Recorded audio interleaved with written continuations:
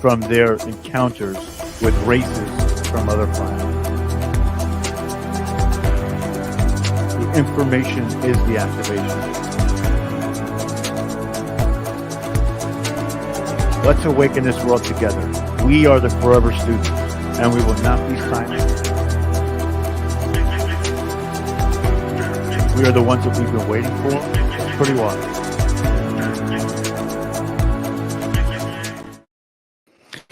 Welcome, everybody, to Full Spectrum Universe. My name is Rob Yox. We are the embattled broadcast from behind enemy lines in the once great state of New York. Welcome, everybody, to another broadcast, episode 119. I hope we're all here with love and all have a exuberance to find out the truth of our history, the truth of what we are, and the truth of our potential. Now, before we get started tonight, I want to reference something that I saw just recently. And I'm going to find the exact chart that I saw, but there was a study done on a comparison of people who are awake to the NPCs. So we're going to talk about that. It's going to be really, really great. And then we're going to get into Egypt. What do we know about Egypt? What do you really know about Egypt? What do I really know about Egypt? We know that we have been whitewashed of the actual history of Egypt, just like we talked about with the Anunnaki and the Sumerians and Thoth, and how essentially they did a lot to do away with the actual written histories. And if we look at some of the tombs that we see that there is a lot of crossed out materials that we have, so we can essentially say, you know, why did they cross this stuff out? Why do they not want us to know our potential? Why do they not want us to know the true history? Because the true history is indicative of where mankind came from, but also how mankind achieved such great epic feats at such an infancy stage of civilization. Now, personally, I believe that mankind of this incarnation on the third density started in Australia with the Aboriginal people. Now, while we're going to talk about Egypt tonight, there is some focus on the fact that potentially Egypt was the start of, you know, third density mankind. I don't believe that to be so. I believe it's a part of the inception, but not the whole story. We know from going through the galactical timelines that there were some groups that seeded man in the Middle East. There were also other groups who seeded man in the under Shambhala, the upper Shambhala, and there were two competing factions on who would essentially become humanity, right? Who would be the later incarnation of humanity? And eventually those two groups meet, and those two groups meet together within the Atlantis Lemurian island of Mu time. And then they create, moving forward, man, right? And that's where we're picking up the story. So when we say that this is the incarnation of man, it sort of is, but it also is not at the same time. Just to preface that in the beginning. So before we get started, I saw something, and it was a video on TikTok. And I know what you're going to say. Oh, TikTok. I look for reference material everywhere. Everywhere. So before we get all into that too, please, please, please share out this stream, smash that like button, and when we're finished, leave a comment. Let's continue the algorithmic growth that we've had, and we can reach more people. We can awaken the world together. You know, this context of history is out there for everybody to enjoy for free. The only thing that we ask is that you either subscribe to the channel and support the people, and also smash that like button and possibly share it out, because it's information that can essentially reach thresholds of people all over the world. And we want to do that. We want to awaken the world. And I'm going to tell you why we want to awaken the world, because there's a chart out there and it's floating around. I haven't been able to get my hands on it, but it talks about NPCs versus the awoke or woken people, not the woke people, but the awakened or awoken people. So the NPC class is about 20 to 30%, right? And the awakened people, such as ourselves, are also 20 to 30%. Now, there is a gigantic gap in the middle of there, and it's called the swing state. Like, just like an election, right? A swing state is a state that can either go left, right, we don't know. But essentially what happens is when we have the NPCs and the awakened people, how does that middle portion or that middle percentage constitute which way it's going to reside, right? Or which way it's going to flow with. And usually what happens is whichever side is screaming the loudest, whether it be the NPCs following mainstream narratives or mainstream media and essentially putting that out there for everybody. And, then there's the other side of the awoken people. And the awoken people are usually not the ones to scream the loudest, right? But we have to start getting into this mode of thought. And what I mean by scream the loudest doesn't mean go up to somebody and just scream in their face. What I'm talking about is we have to get the information out there to as many outlets as possible, because with the way the mainstream had been set up over the last 4 years, any dissenting voices were cast off into oblivion or ostracized from platforms completely. Now with this sort of sway in the the ebbs and flow of energy on these sites, in the sense that people like myself and everybody out there are not getting censored as heavily in some of these other places. So we have to utilize that, and we have to start to sway that 60 to 80% of people away from that NPC land, right? Because that NPC land is going to land them in hot water, especially with the way that the NPC world has been basically garnering its future timelines. They are not on the same timeline as we are. They are in a destructive timeline. So we have to do our best to save those people. And that's what I mean by screaming the loudest. And that's getting that information out there. So I thought that was truly fascinating to hear that story and to really look at that chart. And the crazy part was I was looking at it, but I couldn't download it, or I was going to take a photo of it, but it didn't look great. So, but with all that being said, something to think about. So tonight we're going to get into Egypt. Who were the Egyptians? Really, who were the Egyptians, right?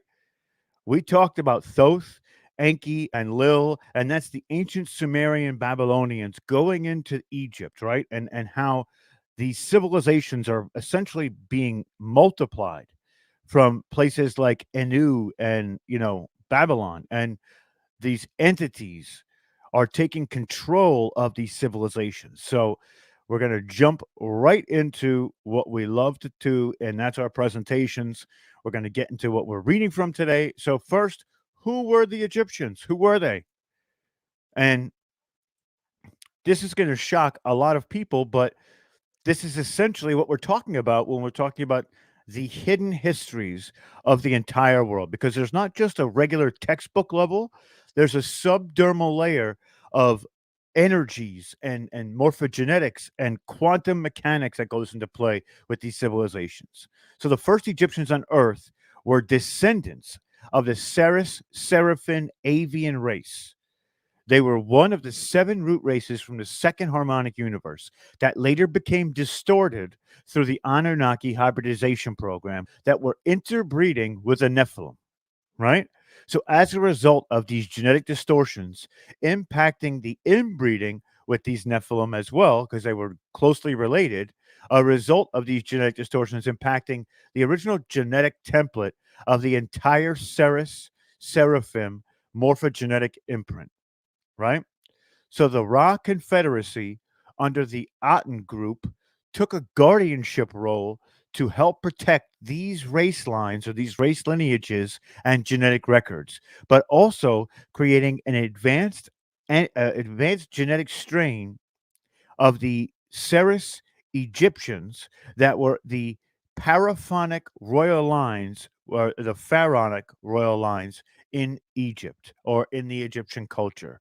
And this is all happening during the cycle of the Melchizedeks hosting the cloister races of the Melchizedeks being integrated into the Egyptian genetic lineages as well, giving them the most advanced and diverse genetics in order to redirect the Egyptian culture back to the practices of the law of one, right? The law of one is center to everything. And these teachings had been lost due to several Anunnaki hybridization attempts made within the Egyptian culture. So we see that the beginnings were meant to be residing by the law of one. And when we talk about the law of one, the main character within the law of one is Ra. right? Which Ra, the sun god, comes from the pantheon of the Egyptians. And we're going to keep going because there's a lot more to get into. So I'm going to try and pick up the pace a little bit too. So the Egyptian races had a guardianship and control over the Ark of the Covenant and the inner earth gateways, that the Anunnaki formed their resistance in order to gain control and access to them and to the soul portal located there. Now, the soul portal is not what a human soul. This is the SOL soul, which means the sun portal. We're going to explain a lot of this terminology that you don't know right after we read the passage, right? And it's going to make more sense. So, during the explosions in the Atlantean cataclysm, many retreated underground to the inner earth. This is what we were talking about before, right? This group was essentially from the Patel and the Arcturians and the Pleiadians that were on the opposite side of the Anunnaki draconian groups that were on the opposite ends of the earth. And eventually, when they come to Atlantis, they come together, and they basically create this genetical hybrid of these two types of human beings that are on Earth at that time. So these groups were taken from the Atlantean colonies to be resettled in Egypt. This is after they're coming back out of the inner Earth, right? Thus bringing their specific technological knowledge to that area. And this is where we start to see the formation of the Egyptian mystery schools. And this is all by the blue flame Melchizedeks that carried their higher genetics, which allowed them to pass through the blue flame gateway, right? Which became known as the pearly gates leading to the heavenly realms. Remember, we talk about the seven higher realms of heaven, right? But this is essentially the gateway to get there to the creator status. Now, when we're talking about this, this isn't just physical, this is also metaphorical, right? So, being able to raise your frequency to be of the Melchizedek peoples means that you have now accessed the ability to these gates, and these gates will lead you to the higher realms of existence, to the higher realms of creation itself, the heavenly gates.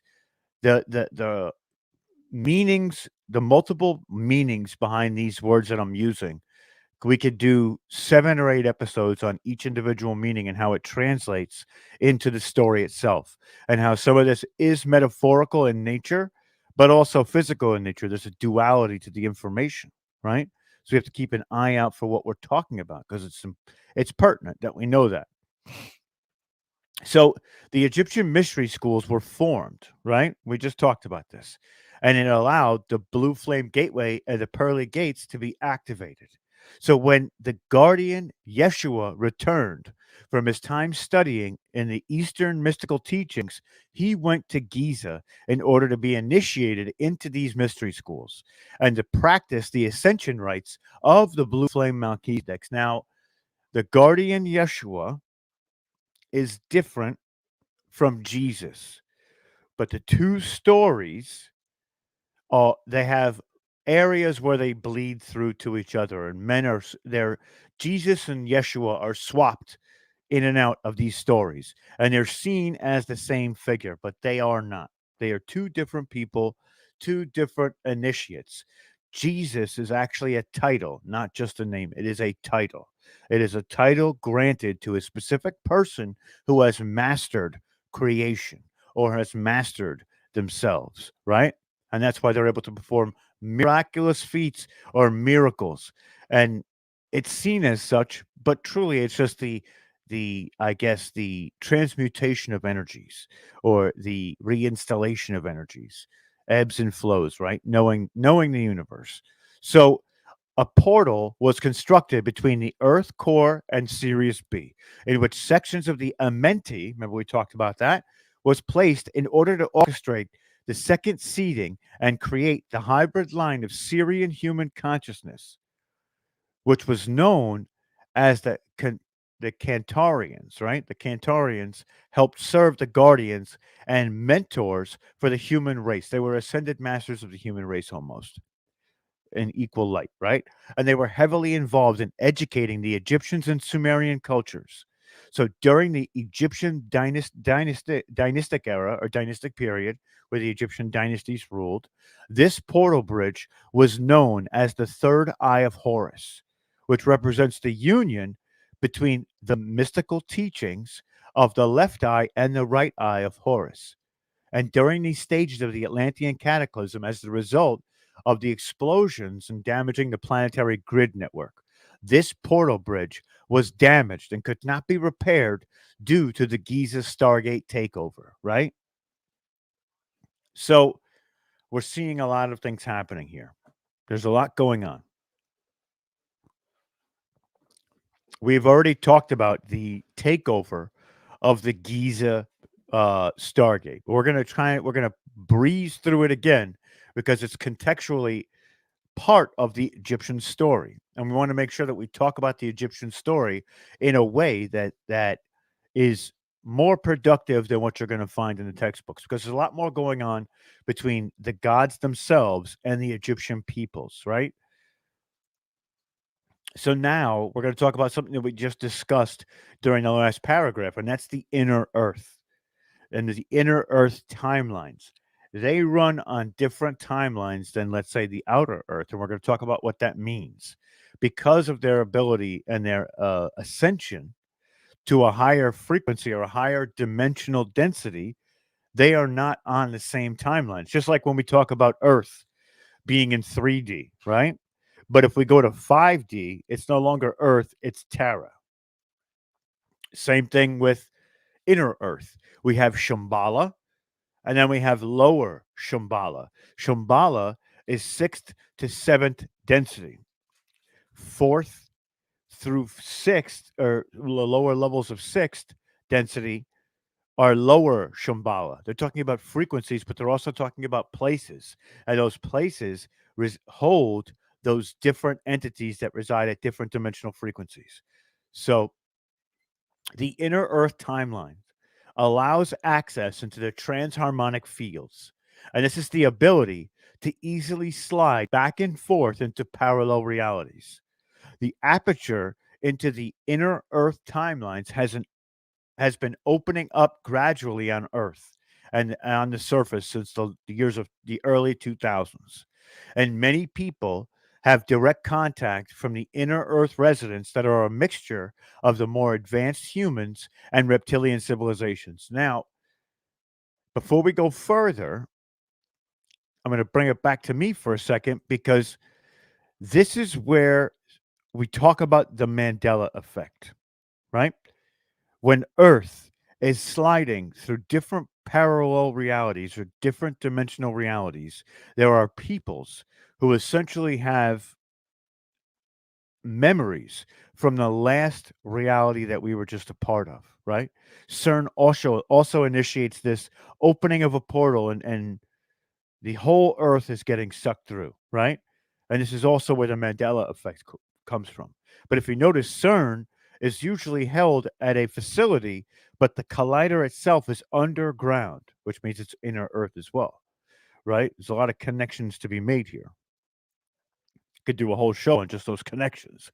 But also some of the satanic symbolism that goes along with CERN is because the inner Earth was essentially conquered by those entities that don't have a proper agenda to help people.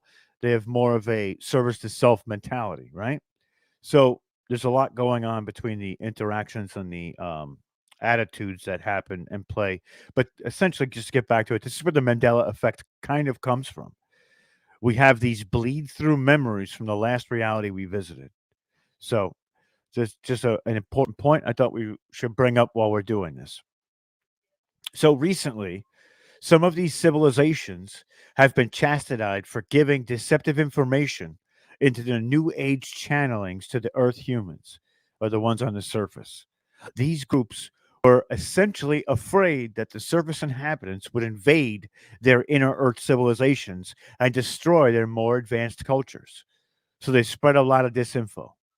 The inner Earth residents consider Earth's surface inhabitants to be hybrids that are mixed with the refugee races and the criminal minds and making surface inhabitants much more hostile and violent. They see us as something different, right?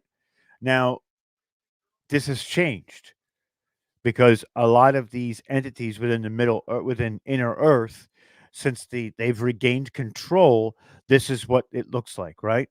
But back before all this, there was attempts to take over, like I just said, inner earth, which had succeeded by the Dracos and a lot of other races and the Zetas for many, many years. It's only recently that we've had I guess, the service to others that are down there take back control, right? And that's when we talked to Lowell Johnson about his time in Telos and those grand cities under in the inner earth, right? So there's a lot going on there. Next, we talk about the soul portal, right? The soul portal is important. The planet Earth's local sun is a star called Sol. Our sun is a stargate, and it is possible for certain craft to be used to go in and out of the solar system via the fourth dimensional stargates on Earth that is also located in Giza. There's a connection between the Sun Stargate and the Giza Stargate. And Egypt, and this is the opening place to the astral plane, right? This is another place where the astral plane becomes more prevalent and you can shift in and out much, much easier. And it's where the trajectory between the sun and the earth is interconnected through geometric fields of instruction sets based on the grouping of the platonic solids, which are the building blocks of matter or the blueprints of the universe. Remember, we talked about that in sacred geometry. Now, a lot of what we did episode wise before these episodes was leading to these stories and being able to understand them more fluidly and more fluently, right? And seeing that these platonic solids essentially are the building blocks to all matter across the entire universe. And sacred geometry shows us that. It shows us the evolutionary path via the spiral, right? And there's also symbols of circles, triangles, squares, dodecahedrons, the flower of life. There's a lot that goes behind it, right? They're not just symbols; they're codes, and those codes give information. So the Anunnaki had taken control of the Giza area of the planet in order to gain control over our sun. And as the sun is related to activating human DNA, as well as to control the sun portal, right? So each sun and star in this universe are interconnected through morphogenetic fields, or called plasma filaments, that create the webbing that interconnects all of the stars' consciousness together. Now, when you step outside into the sun, right, you feel it. You feel the sun's power or energy on you. The sun also has a tremendous helpful properties of healing and energy, and the way that the sunlight reacts to different things like rocks and trees and human beings. It's really it's incredible. So to gain control of our sun would essentially be another way to control life as we know it in this portion of the universe, right? Truly, it would be devastating if they were to catch control of that. So when they couldn't get that done, they went to Giza and took Giza instead. But it's almost just as good, right? Let's keep going. So now we also talked about the blue flame Melchizedeks. And as you can see, this is a Melchizedek with the flower of life behind him. What looks like two squares to form a star as his necklace there, or his lapel piece. So until Earth underwent the ascension cycle and reached the threshold in which the crystalline grid was able to hold the highest Christos frequencies and the intelligent coding that was contained in the discs that we talked about prior, which the holographic discs that were the Emerald founders were assigned of course, the Syrian High Council to guard, right? And preserve the sacred wisdoms in these holy records for the future benefit of Earth. Thus, those assembled in the Syrian High Council that were primarily in the universal Christos lineages of the Emerald Order and the Blue Flame Melchizedeks. They were acting as the primary archivists of Earth's vast genetical library and timeline history through the Gnostic process of their own consciousness embodiment, right? So essentially, they were taking on physical form on this planet to walk amongst the humans, to be archivists, and to interact consciously on within the Gaian matrix, or the matrix that we have going on now, whatever you want to call it, the Earth matrix, to interact with the universal and cosmic consciousnesses that were actually a part of this planet already, or just, the earthly consciousness and the collective consciousness of it all. So pretty fun fact, right? Let's keep going. So we have the guardian Yeshua. Now again, there's a distinction between Yeshua and Jesus. So 2,000 years ago, the Sirius B Christos mission to repair the Giza and Stonehenge stargates, the timeline repair grid to prepare for the Ascension timeline, and the reclamation of the Christos diamond sun body in this timeline, the guardian Yeshua came to the earth plane with his genetic equal wife, Mary Sophia, holding the staff with a large Syrian ground crew, right?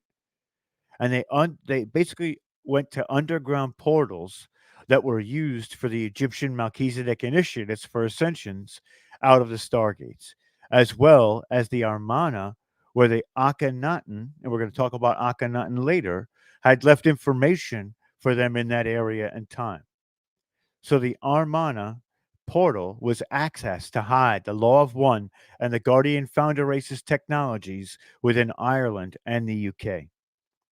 So this mission was partially successful, and they could not recover the Blu-ray staff and the Mother Principal Force for its core, but the 5D Blue Flame Staff alignment was also destroyed in the Stonehenge fire letters or DNA code, and it was all scrambled. And the result of the Sumerian Egyptian invasion. So just to break it down, because that sounds a little confusing, the guardian Yeshua came in. He came in with his equal, so there was balance. So there was Yeshua and Sophia, or Mary Sophia. Basically, they went through underground portals to retrieve the information that Akhenaten had left for them. And we're going to talk about Akhenaten in a little while and how he played a major role, and he was different from all the other pharaohs of Egypt. But just a little bit later on. So they used their coding or their DNA to destroy and scramble some of the service to self lineages, essentially, that had been on this planet, right? Not so much destroy them, but scramble their DNA so they couldn't continue to create that lineage. And what happens? They inject their energy into the grid, which corrects the Stonehenge Stargate and the Giza Stargate, which in turn starts the ascension cycle for the rest of the planet. Right? So that's what we're talking about. And this group was partially successful in their mission. And many other Christos consciousness families have been on Earth since then to prepare for the return of the crystal star on Earth. So what did they do? They essentially made a path or blazed a trail for the rest of the Christos mission consciousnesses to make it to Earth within the incarnation cycle.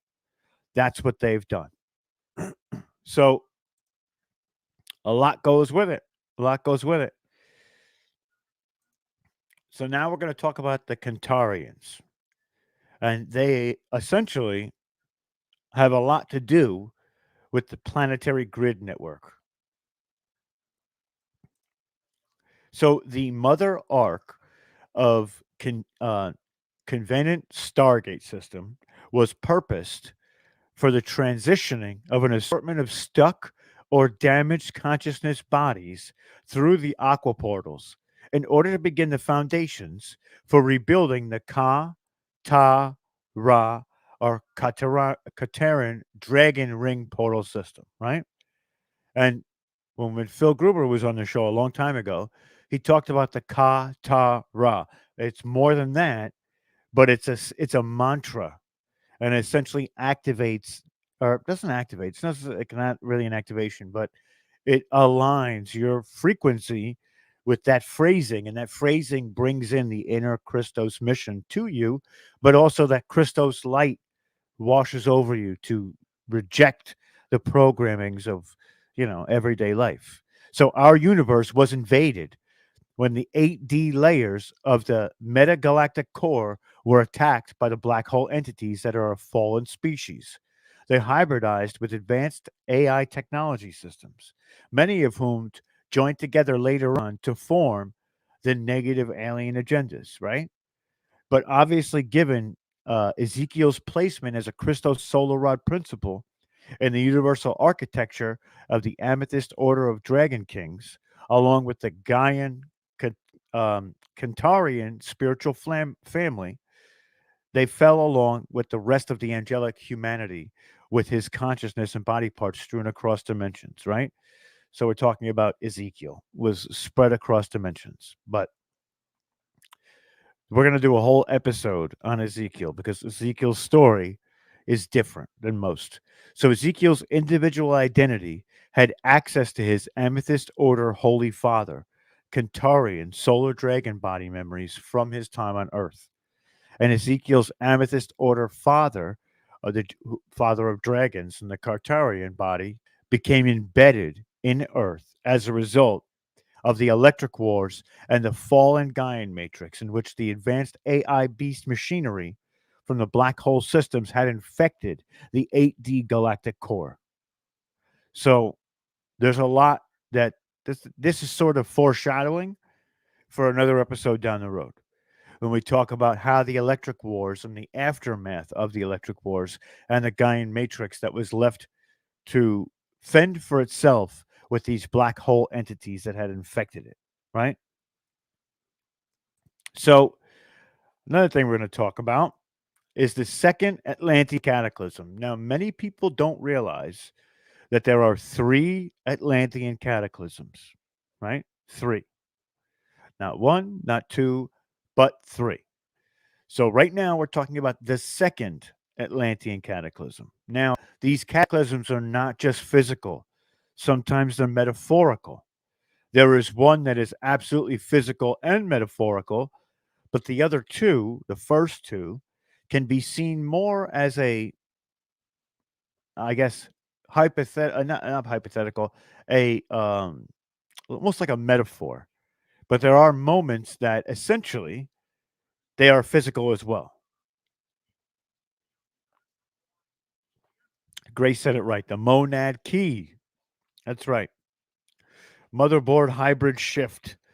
Love that stuff. And we're gonna cut short a little bit early so we can answer questions.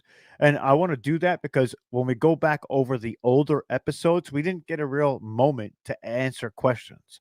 So we're gonna do either a Zoom meeting or a specific StreamYard webinar to answer questions and to go further into a lot of what I'm talking about. Now, when I tell you that today I was blessed with about 50 charts that I've tried to describe to people, but didn't have the resource to essentially put out there because I didn't think it was drawn up.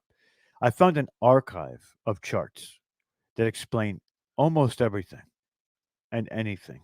And it's going to be exquisite and incredible when we can go over these. And I think I'm going to set up classes that some will be free and some will be, you have to come in and you have to pay a little bit, but I've got to try and make a living at this a little bit as well.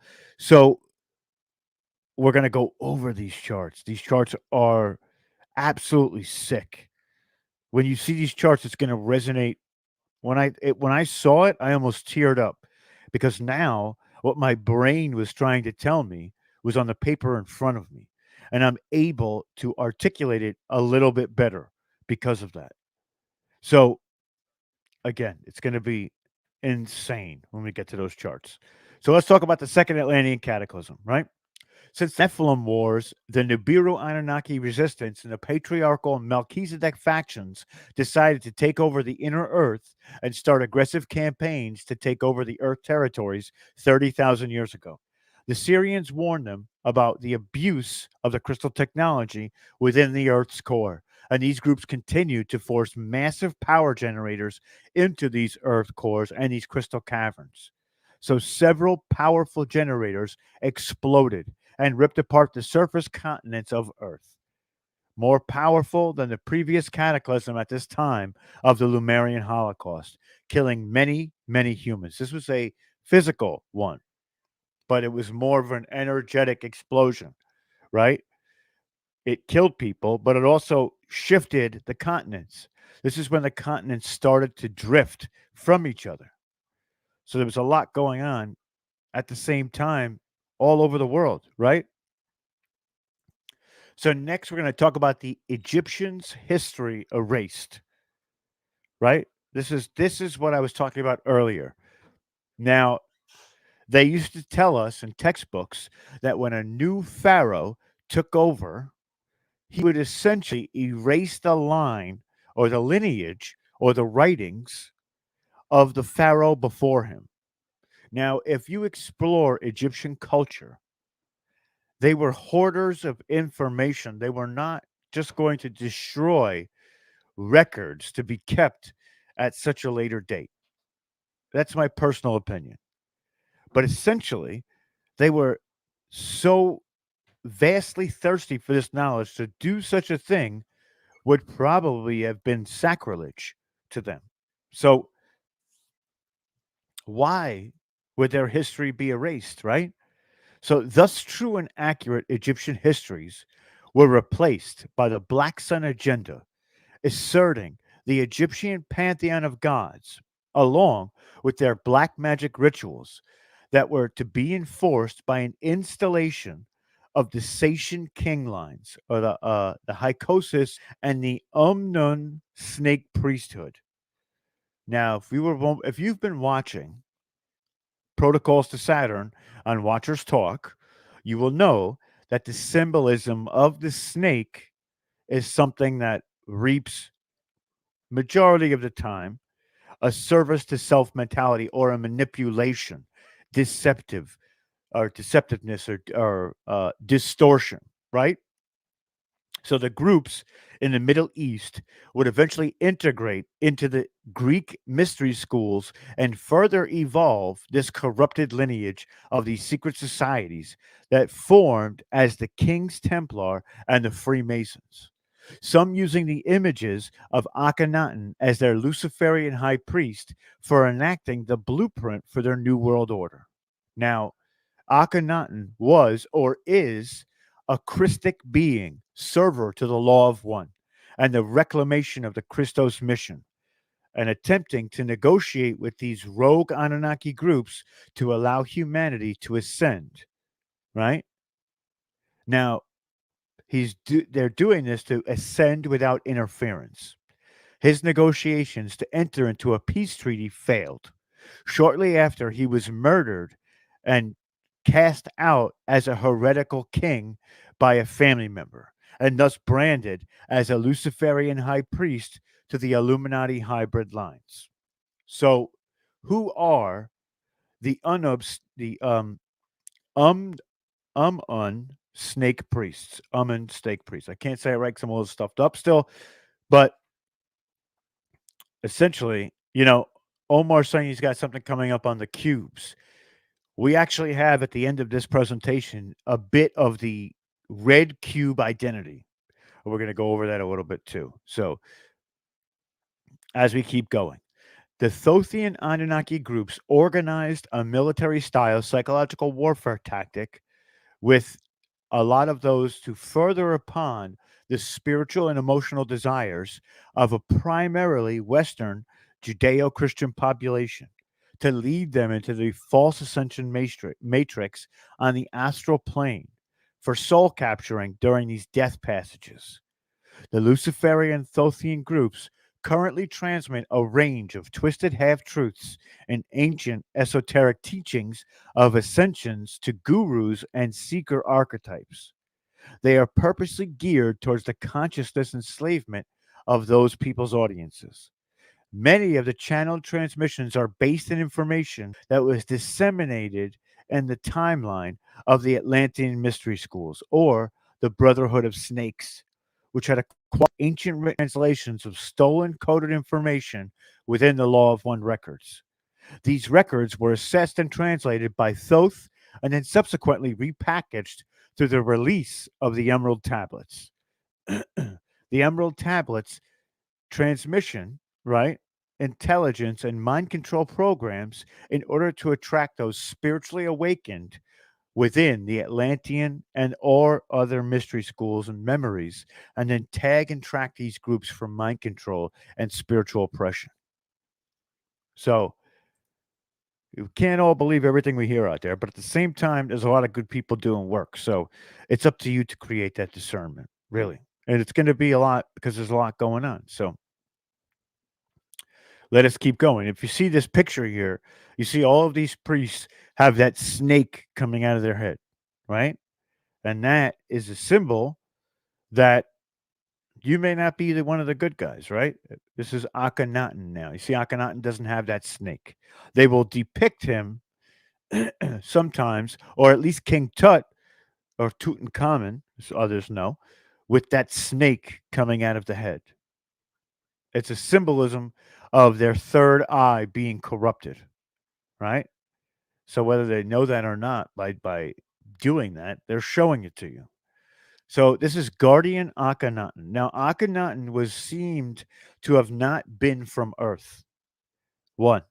Two, he depicted himself in his natural form, not like a god or goddess that would have previously been depicted by these pharaohs. They would get sculptures and they would be tremendously broad shouldered and chiseled chin. And he didn't do that. He had a pot belly, he had an elongated face, an elongated skull. He didn't care. So the guardian previously known as Akhenaten while incarnated is from the Aten group and is intimately involved with the reclamation of the Christos mission. The Palladorian activations on Earth. His mission is designed to protect those who are from the ancient original Christos and Yeshua 12 bloodlines, of which he was involved in bringing to this planet while working with the Azarite teams over 2,000 years ago. He is originally family patriarch, or I can't say it right, patriarch of the second Grail line. It is his bloodline that propagates in the Christic bloodline still today. And although much misinformation is propagated about him to discredit his legacy. So we talk about Yeshua, and then we're going to talk about Jesus Christ, aka J12. And he is a Syrian blue human from the future that came to shift the inorganic third dimensional timelines and embody the primary Magi Grail line genetics of the 12 strand sun diamond DNA. This was the original soul matrix for the angelic humans that originated on the fifth dimensional Tara. Thus, he brought the essence, or the Essenes, the Christos Templars, and the Law of One Ascension knowledge and its consciousness technology back to the planet. He is a direct family member and descendant of Akhenaten's second primary Grail line of Ruby Sun DNA genetics. As a result, though, Akhenaten is the father of all Christos Grail lines on Earth, but Guardian Yeshua embodied as the primary Grail line for rehabilitating the complete 12 strand DNA template. This Guardian mission was in response to the DNA damage the planet and humanity had most recently suffered after the Luciferian rebellion, and then after the Sumerian Egyptian invasion, which was the final destruction of the mother staff people on the Aqua Ray in the Earth's core. So his group, under the direction of the High Lyrian Syrian Council, was to work within the future Earth 5D Terran multidimensional template. And this crew was the Azarites and originally organized the Ra Confederacy. Once they disbanded the Azarite team, it now hosts directly by the Emerald Order. And as the teams were working through with repairing the planetary architecture, doing soul retrievals from the Lumerian Holocaust and the Atlantean cataclysm, they were preparing the ley lines, the planetary grid network, and the planetary gates to help align with the ending of the ascension cycle. So the collaboration of the Guardian teams continues in the next cycle and the rise of the Paladorians in order to fulfill the physicalization of the covenant of Palador through the reclamation of the Christos Sophia and Amenti soul rescue missions. So Akhenaten returned to the ancient ascending knowledge of all one or the law of one in an attempt to restore the male and female balance in the planet's geographical center and bring through the embodiment of the law of gender. So the sun was symbolic of being the source of everything, and the solar body of Etten and Aten was considered to be the bringer of eternal life in order to achieve full consciousness enlightenment through the herogamic union. Now, again, Etten and Aten, Etten being female, Aten being male. The balance of male and female, which was what was Akhenaten was tasked with. Now, when we hear about Akhenaten in the histories, the textbook histories, they talk about his queen or his, opposite to him, the pharaoh who gave birth to Tutankhamun was always seen within the same light as himself. They were depicted in every picture almost simultaneously together, but they all stood bigger than the rest of humanity. There is the famous cave chiseling, right, of Akhenaten, his wife, and Akhenaten's wife holding up Tutankhamun in her hand, right, showing that Akhenaten was half regular mortal human or third dimensional human and part fifth dimensional offspring of Akhenaten. So we see a lot going on, right? It was Nefertiti. That's right. Nefertiti. Thank you. I forgot the name, but again, there's a lot going on. So we have a lot more to go through, right? And I'm going to go over this last part. And when I do, we're going to I want to jump forward a little bit because there's a lot to talk about. We talked about the stargates and the sun being taken over, right? That's the next section. This is where they were trying to impose their consciousness machines or this enslavement matrix over the whole world. And they did succeed after Akhenaten's time. They did succeed. That's Thoth, Enki, and Enlil taking out and holding sway over the Middle East. This is where things get a little bit dicey, right? So the 12 tribes are the 12 ascending tribes, but in the ancient Hebrew scriptures, they talk about the 12 sons of uh, the 12 sons that instill the tribes of the ancient Israelites, right? But this story is a lot older than what they lead you to believe, right? So we talk about the 12 tribes.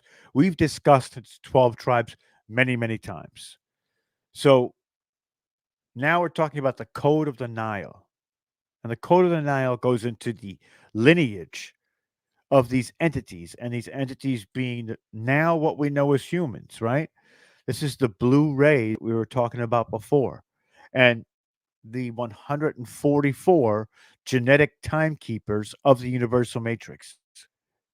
And they were also known as the Egyptians. And this would play a major part within the galactic wars through human and non human genetics. This is essentially where a lot of these other entities were starting to add their genetics to humanity. So This also talks about the 13th circuitry gate of the mother and instilling that across the land. And we're going to talk about that later because it's a little bit more in depth, right? The last thing I want to get to is the red cube cloned identities. And this is where it gets to be important. We're going to skip through a couple slides. Terran's first human seeding, the red cube cloned identities. What does this mean? So, additionally, the Red Cube AI technology is designed to be a genetic code crasher for the anti herogamic union or to create interference through alien love bite scenarios, which engages the person in heavy emotional trauma via the victim and victimizer like archetypes and mistaken identity by keeping the inner and outer gender principles still apart. So the Red Cube technology capitalizes on painful emotional astral damage and mistaken identity or confusing identities so that the target cannot tell who is who. What are the false timelines and imposters versus the authentic identities? The targeted person can make or mistake AI digital twin inserted into their holographic soul twin, right? Like so an imposter soul flame or twin flame can be approached by this method. So ascension can be confusing, right? And it can be confusing because of this mistaken identity or hero savior archetypes. And this includes the targeted believing that they are this special identity from an inserted digital twin or a cloned ascended master within their light body, in which this clone runs an AI red wave or false feminine violet programming and other artificial frequencies, which is quite common in the New Age circles, and without negative ego training and victim and victimizer clearing, right? So this is a spiritual betrayal of the blue flame Melchizedeks. They are the opposite to what that cube red cube cloned identity is. And Thoth incarnated as an Egyptian priest repeatedly during the times of the Atlantean Mystery School to infiltrate and create that imposter dichotomy or a Luciferian imposter, right? And Thoth became the great hermetic priest and passed off the Emerald Founder records and the sacred law of one science, but in a distorted way that would ultimately harm humanity more than it would ever help. So we're almost at the hour. We have about 7 minutes left. And that's a little bit of what we have a lot more. We're going to do a part two to this one, right? And we talked a lot about different astral properties of programming, of capitulation, but we also talked about the true Egyptians and where they came from.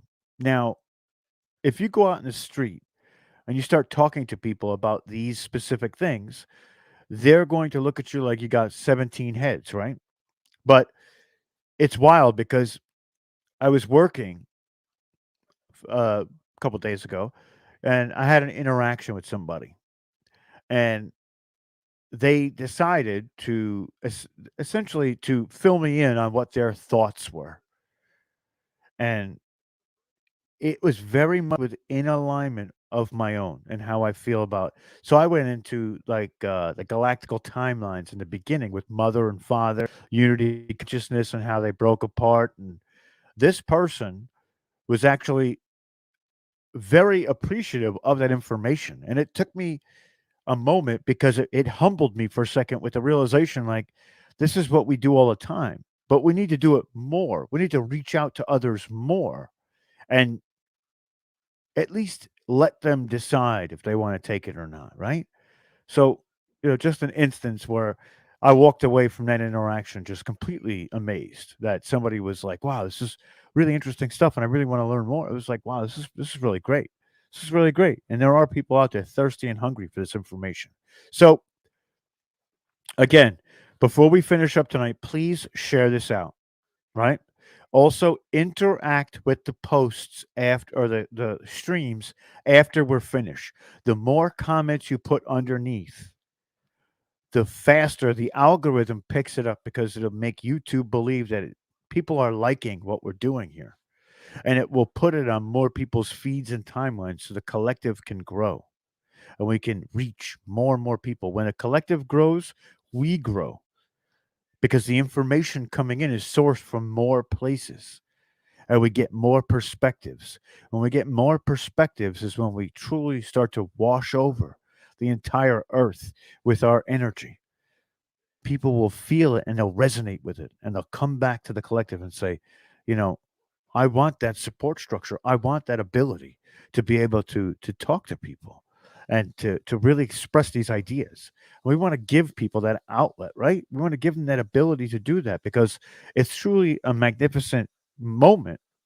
And that's also what that interaction showed me, that somebody being able to talk freely about what they believe is empowering in itself.